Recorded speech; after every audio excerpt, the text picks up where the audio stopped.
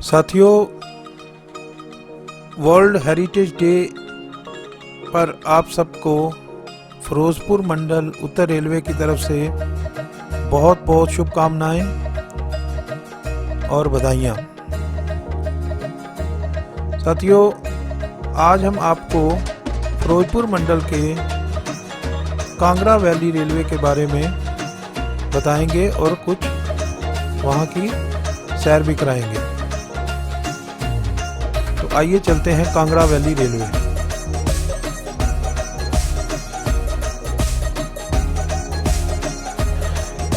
Kangra valley railway जो कि पंजाब के पठानकोट शहर से शुरू होके हिमाचल प्रदेश के जोगिंद्रनगर तक जाती है। साथियों, इस 164 किलोमीटर लंबी नैरोगेज लाइन का जो फाउंडेशन स्टोन था वो 2 मई 1926 को उस वक्त के जो अनडिवाइडेड पंजाब था, उस वक्त के पंजाब के जो गवर्नर द्वारा रखा गया था।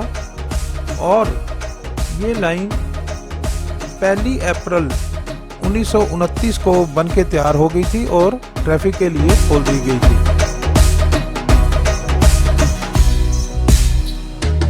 इस लाइन को बनाने का जो मकसद था, बेसिकली उहल हाइड्रोइलेक्ट्रिक जो पावर प्रोजेक्ट था बरोट वैली में जोगिंद्रनगर से 1800 फीट की हाइट पर, और नीचे जो शानन पावर हाउस प्रोजेक्ट था उसके लिए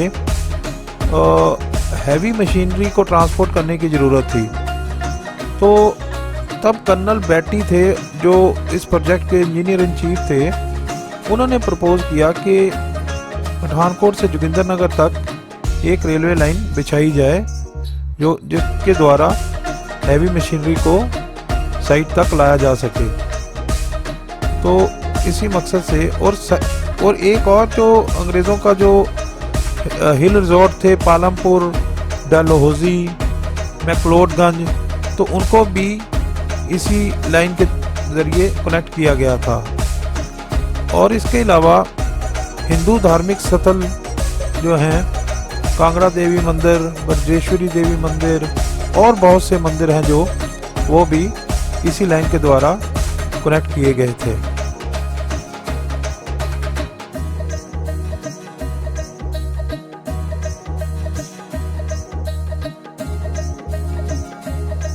साथियों, इस लाइन को बनाते समय वो थ्रू आउट इस जर्नी वो कुदरती नज़ारों को एंजॉय करेगा।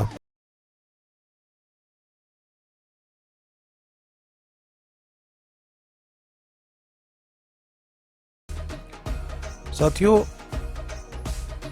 पठानकोट से जोगिंद्रनगर तक का जो नैरो गेज का 164 किलोमीटर का जो सेक्शन है, यहाँ टोटल जो है 34 रेलवे स्टेशंस हैं, जिसमें 16 जो है ब्लॉक स्टेशन जिसे क्रॉसिंग स्टेशंस कह सकते हैं, 11 हाल्ट स्टेशंस हैं और 7 जो है वो फ्लैग स्टेशंस हैं।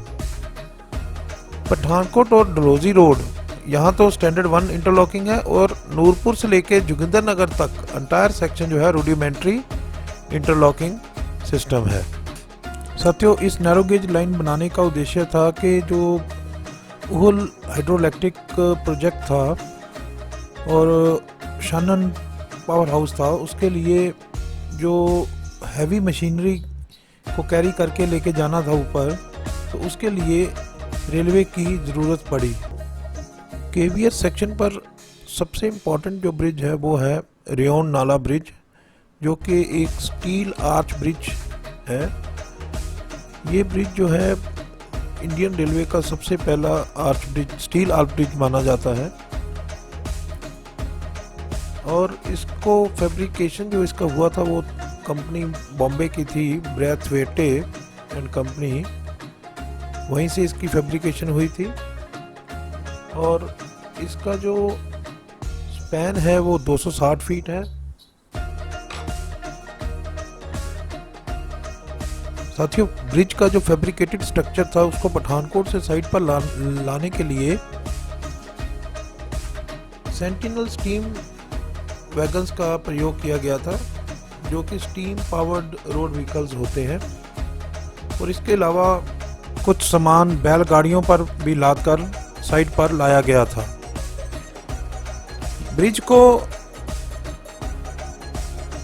का जो काम था वो 10 दिसंबर 1927 में शुरू हुआ था और इसको कंप्लीट होने में 6 हफ्ते लगे थे। और ड्यूरिंग कंस्ट्रक्शन जो वर्कर्स की सेफ्टी के लिए एक कॉटन रोप नेट जो था वो नीचे की तरफ सस्पेंड किया हुआ था, ताकि कोई वर्कर नीचे खाई में काम करते हुए गिर ना जाए। रेयन ब्रिज के अलावा केवियर सेक्शन पर 3 और बहुत इंपॉर्टेंट ब्रिजेस हैं, जिनका नाम बाणगंगा ब्रिज, गाज ब्रिज और बाथूखट ब्रिज है। तीनों ही ब्रिजेस जो हैं इंजीनियरिंग मार्वल हैं और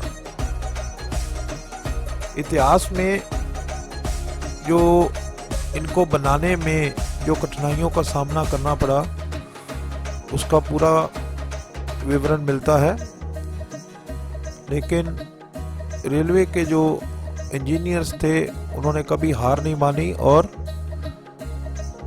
इस जोखिम बड़े काम को तयशुदा वक्त में कंप्लीट किया।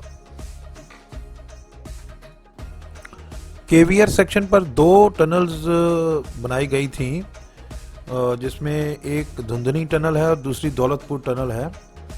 तो दौलतपुर टनल जो है वो ज़्यादा लंबी है, उसकी जो लंबाई है वो 1075 फीट है और धुंधनी टनल की जो लंबाई है वो 250 फीट है।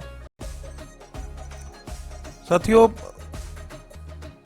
सेकेंड वर्ल्ड वार में 1941-42 के दौरान ब्रिटिश गवर्नमेंट जो थी, तब की ब्रिटिश गवर्नमेंट जो थी, उन्होंने ब्रिटिश वार एफर्ट्स के तहत नगरोटा से लेके जोगिंदरनगर तक का जो सेक्शन था 56 किलोमीटर का, वहाँ से जितनी भी ट्रैक थी वो उसको उखाड़ लिया गया और उसको ब्रिटिश स्टील प्लांट्स में भेजा गया, जहाँ के इसको जो है वो यूरोप और अफ्रीका में दोबारा जो है लाइनें बिछाने के लिए बनाया गया।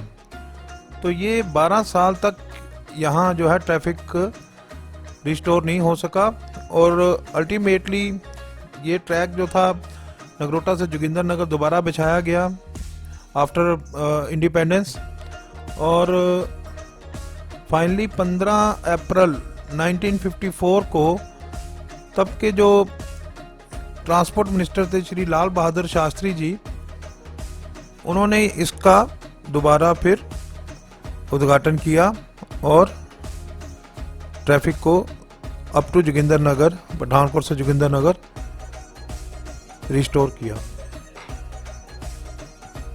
साथियों, कांगड़ा वैली रेलवे का जो दूसरी बार ट्रैफिक सस्पेंड करना पड़ा, उसका कारण ये था कि 1974 में ब्यास दरिया पर पोंग डैम, जो कि महाराणा प्रताप सागर के नाम से भी मशहूर है, वो डैम बनाने की वजह से वहाँ जो एक आर्टिफिशियल लेक रेजरवायर जो बन गया, उसमें हमारा जो इस कांगड़ा वैली का जो सेक्शन था जमावाला शहर से लेके गुलेर तक, इस 2 स्टेशनों के बीच में 24.87 किलोमीटर का जो सेक्शन था वो पानी में डूब गया, जिसकी वजह से इसको रीअलाइनमेंट करना पड़ा।